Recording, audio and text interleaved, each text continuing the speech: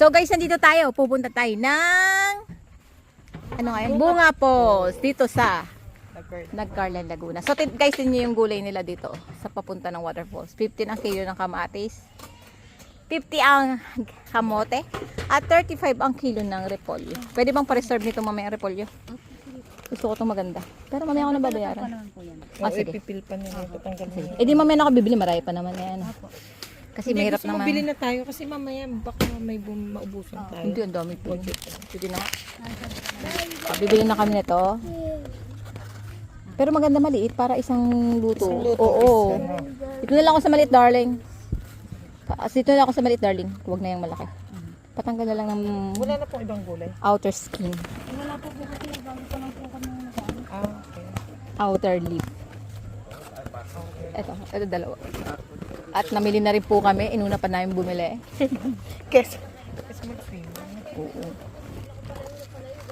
O, diba? Binalatan pa nila para matanggal ang unang balat.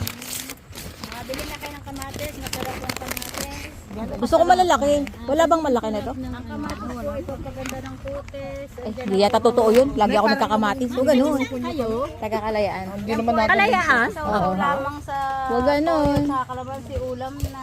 Bili na kayo. May kamatis. Inyong samantalahin at marami ngayong bunga. Napakatanggal ng unang balat. Kasi baka mapasama sa timbang. Kaya din yan. Oo nga. Maaari mo kain ang mga nunays. Magkano to? Yung maraming isda. O, 62. 62, tatlong repolyo na. O. Paiwan ako ha. Magkano ang ganito? Mahal talaga to? Ako ate ito lang. Isa lang. I see. O, saan bibili tayo ng kamatis? 2 kilo kamatis. 2 kilo? O, sige, isa lang. Bibigay ko sa ate ko pag bibili ko ng 15 rin.